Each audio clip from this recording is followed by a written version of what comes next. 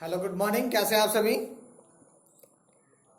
कक्षा 12 में हमारा नेक्स्ट चैप्टर चलाया था। कल हमने मानव कल्याण में सूक्ष्म जीव के बारे में बातें की थी, यानी कि वे सूक्ष्म जीव जिन्हें हम सदियों से प्रयोग करते आ रहे हैं उनके बारे में हम बातें कर रहे हैं पॉइंट टू पॉइंट। कल हमने बातें की थी घरेलू कार्यों में या घरेलू उत्पादों में सूक्ष्म जीवों की भूमिका क्या होती है, या घर के जो प्रोडक्ट होते हैं, उत्पाद जो बनते हैं, दूध, दही, मट्ठा वगैरह और बहुत सारी खाने की चीज़ें, ब्रेड वगैरह, टोडी वगैरह बताई थी हमने, तो उनमें किस तरह से प्रयोग में लाए जाते हैं। आज का जो हमारा टॉपिक है वो है औद्योगिक उत्पादों में सूक्ष्म जीव।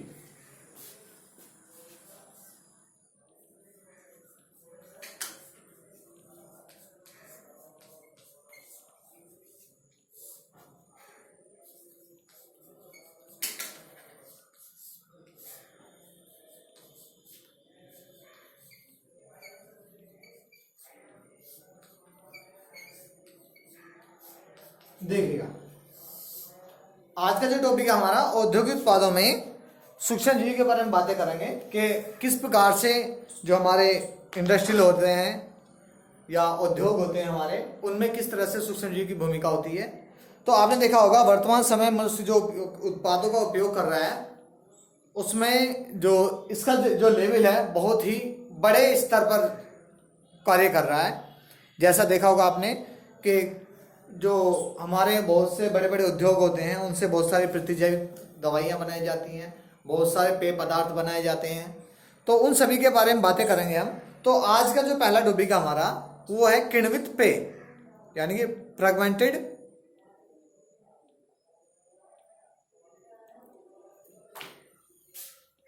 देखिएगा, पहला टॉपिक है किण्वित पेय पदार्थ जो फ्रेगमेंट करके बनाए जाते हैं। वो इसकी श्रेणी के अंतर्गत कौन कौन से आते हैं। इसमें होता क्या है, जैसे आपने देखा होगा यीस्ट होती है, जो यीस्ट होता है, खमीर बोलते हैं जिसको, आपने कल भी बातें की थी हमने इसके बारे में। तो यीस्ट जो होता है उसका उपयोग वर्षों से शराब के विभिन्न स्रोतों में किया जा रहा है। जो यीस्ट का जो उपयोग किया जा रहा है किसके लिए? शराब के लिए किया जा रहा है। उसमें शराब में क्या क्या होती है, बहुत सारी प्रकार की शराब होती है, जैसे वाइन हो गया, विस्की होगी, ब्रांडी होगी, रम, बियर वगैरह। ये सब क्या है, किसके द्वारा बन रही है? यीस्ट के द्वारा बन रही है, यानी कि किण्वित विधि द्वारा फर्मेंट करके। ठीक है, इसके लिए क्या होता है? सैक्रोमाइसीस सेरेविसी, इसका एक यीस्ट का नाम है सैक्रोमाइसीस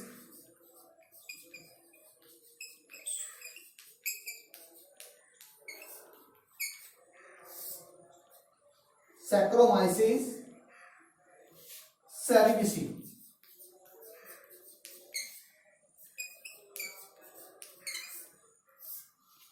सैक्रोमाइसीस सेरेविसी यानी कि यीस्ट होती है,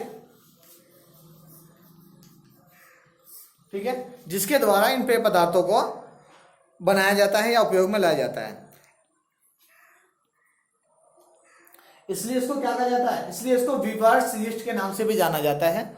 वीवर्स यीस्ट के नाम से भी जाना जाता है। यह कैसे होती है कि यह अनाज या फलों के रसों का किण्वित कर एथेनॉल में बदल देता है। इसका काम क्या होता है? जो अनाज या फलों के जो जूस होते हैं, रस होते हैं, उनको यानी कि फ्रेगमेंट करके, किण्वित करके क्या करता है?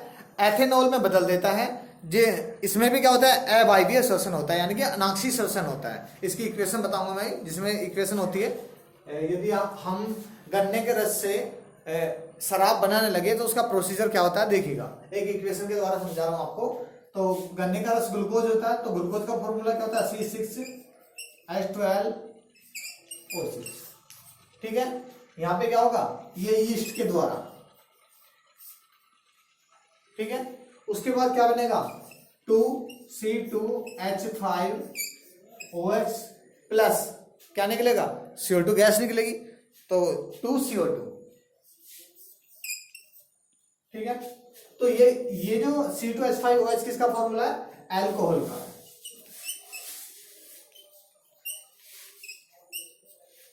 और शराब में क्या होती है? अल्कोहल होती है। ठीक है, तो अब यहां की बात कर रहे हैं, यदि हम यहाँ इसको जो फ्रेगमेंट किया जा रहा है, किण्वित किया जा रहा है, तो यहाँ पे एक एंजाइम होता है, जाइमेज एंजाइम। जाइमेज एंजाइम की परिस्थिति में ये प्रोसीजर होता है। गन्ने के रस को किण्वित किया जाता है, जिससे हमारी अल्कोहल बनके तैयार हो जाती है। ठीक है, जिसको देसी शराब भी बोल देते हैं। पहले पुराने टाइम में लोग घरों में ही इस चीज को प्रिपेयर कर लिया करते थे, लेकिन आजकल तो बहुत बड़ी बड़ी फैक्ट्रियां लग रही हैं, उनके द्वारा फिल्टर वगैरह। पहले कोई मात्रा नहीं होती थी इस चीज की कि कितनी मात्रा में उसकी यानी कि अल्कोहल की मात्रा कितनी होगी, लेकिन आजकल आज के डेट में बड़े बड़े कारखाने या उद्योग के द्वारा ये चीज तैयार की जा रही है। उसमें एक पैमाना होता है, यानी कि स्केल होता है, मात्रा होती है कि इसमें अल्कोहल की मात्रा कितने % रखनी है। पहले कोई परसेंटेज की कोई कंडीशन नहीं थी, कोई चेक करने का फॉर्मूला नहीं था। अब सारी साधन है हमारे पास, तो जो जब उसको पैक किया जाता है तो एक परसेंटेज चेक करके आप कभी भी आपने, हालांकि मैं तो सलाह नहीं दूंगा इस चीज़ के बारे में, कभी आप देखें यदि वाइन की बोतल को तो उसके ऊपर डिग्री लिखी होती है कितने % अल्कोहल है इसके अंदर। जैसे हमारे खाद्य अदरवाइज अदर खाद्य पदार्थ होते हैं तो सबके अंदर हमारे न्यूट्रिशन लिखे रहते हैं। सपोज आप किसी बिस्किट की बात करें तो उसमें सब कुछ लिखा होता है, कार्बोहाइड्रेट कितना है, प्रोटीन्स कितना है, कैल्शियम कितना है, फैट्स कितनी है, या ग्लूकोज कितना है उसके अंदर। तो सारी चीज़ें एक क्वांटिटी होती है, मात्रा होती है। ठीक उसी प्रकार से भी अल्कोहल में भी, जो वाइन होती है उसमें भी वो सारी चीज़ें नोट होती हैं। ठीक है, आगे देखिएगा। तो इसके बहुत सारे यहाँ के पेय पदार्थ होते हैं, जैसे मैंने आपको बताया। और हम बात करें यदि हम, ये तो हो गया किण्वित पेय पदार्थों के बारे में। और दूसरा क्या होता है हमारा, यानी कि बहुत सारी प्रतिजैविक यानी कि एंटीबायोटिक दवाई बनाने के काम में भी हमारे जो सूक्ष्म जीव हैं उनका प्रयोग किया जा रहा है। यानी कि ये लिख सकते हैं प्रतिजैविक।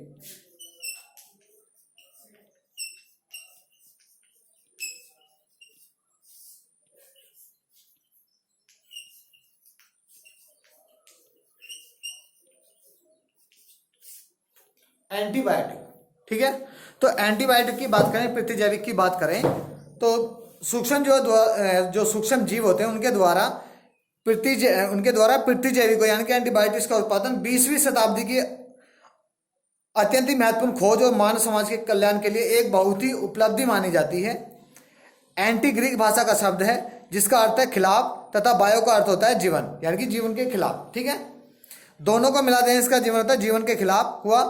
रोग यानी कि क्या कहेंगे हम इसको, हम रोग जो जीवों से उत्पन्न होते हैं उनके संदर्भ में, जबकि मनुष्य के संदर्भ में यह जीवन के खिलाफ न होकर जीवन के प्रति माने जाते हैं।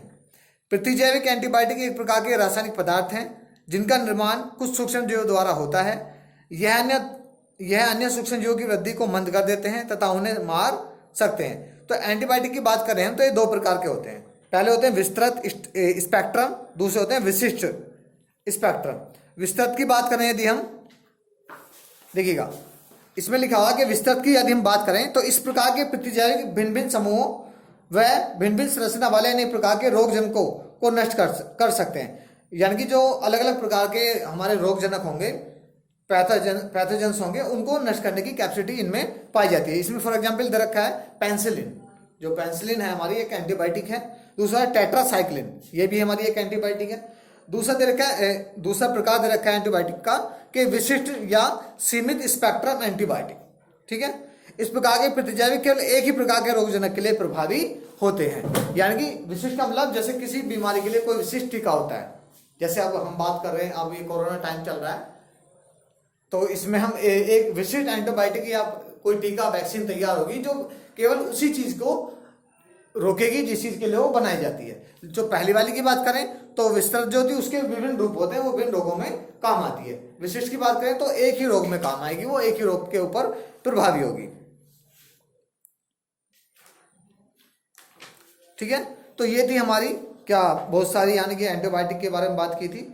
तो और आगे दिया है इसमें बहुत सारी एंटीबायोटिक दे रखे हैं जिसके द्वारा यानी कि ये बनती हैं। जैसे पेंसिलिन की बात करें तो पेंसिलिन जो एंटीबायोटिक होती है हमारी, वो पेंसिलिन नोटेटम, पेंसिलिन की बात करें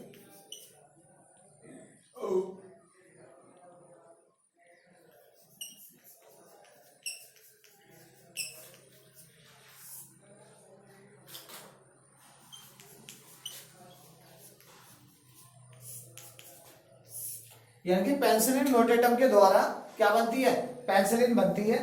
और ये क्या होती है, संक्रमण विरोधी होती है। क्या दवाई बनती है इससे, पेनिसिलिन। और ये काम क्या इसका, संक्रमण विरोधी होती है। यानी कि संक्रमण को रोकती है। ठीक है, इसकी पूरी एक यानी कि सारणी है, सूची है, इसको मैं आपको सेंड कर दूंगा, आप इसमें पढ़ सकते हैं। और मैं आपको अभी दिखा भी सकता हूं इसको, पूरी एंटीबायोटिक की हमारी एक, देखिएगा।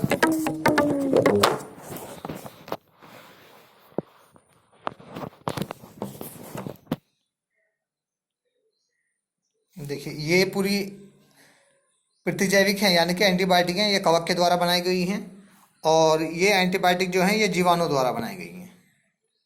ठीक है, आप इसको नोट भी कर सकते हैं। आगे देखिएगा, इसमें दोनों चीज़ें दी गई हैं, यानी कि कवक के द्वारा जो एंटीबायोटिक बनी है और जीवाणु के द्वारा जो एंटीबायोटिक बनी है। ठीक है, उसके बाद अगला पॉइंट है हमारा, देखिएगा, इसके बाद जो अगला टॉपिक है हमारा, अगला जो टॉपिक है इसी में ही क्या है, रसायन, एंजाइम तथा अन्य जैविक सक्रिय अणु। तो रसायन व एंजाइम अन्य जैविक सक्रिय अणु की बात करें तो इसमें बहुत सारे हमारे क्या होते हैं, मानव उपयोगी उत्पाद बनाए जाते हैं, जैसे कार्बनिक अम्ल, एंजाइम, स्टेरॉइड, अल्कोहल आदि। इनमें से कुछ का उपयोग सारणी में दिया गया है, यानी कि इसकी भी एक टेबल है, सारणी है। जैसे मैं अभी मैंने आपको दिखाई है टेबल, क्या दिखाई है कि एस्परजिलस नाइग्रम एक कवक होता है जिसके द्वारा क्या बनता है, सिट्रिक अम्ल बनता है। ठीक है, जो क्या काम होता है, कॉस्मेटिक, रोगन, स्याही और कृत्रिम सुगंध में, यानी कि आर्टिफिशियल जो खुशबू होती है, यानी कि इससे इस प्रकार के उत्पाद बनाए जाते हैं। अगला दे रखा है एसिटोबैक्टर एसिटाइल, यानी कि जीवाणु है, इससे क्या बनता है, एसिटिक अम्ल बनता है, जिसको बोलते हैं सिरका। ठीक है, तीसरा क्लोस्ट्रीडियम ब्यूटाइलिकम जीवाणु, जिसको ब्यूटाइलिक अम्ल बोलते हैं, सॉरी, जिससे ब्यूटाइलिक अम्ल बनता है। तो कुल मिलाकर बहुत सारे इस प्रकार के हमारे क्या होते हैं, ये रसायन एंजाइम होते हैं, जिनके द्वारा बहुत सारे उत्पाद बनते हैं, कवक के द्वारा भी, जीवाणु के द्वारा भी और यीस्ट के द्वारा भी। ठीक है, जैसे मैं फॉर एग्जाम्पल अभी आपको दिखाता हूँ थोड़ा सा इसको।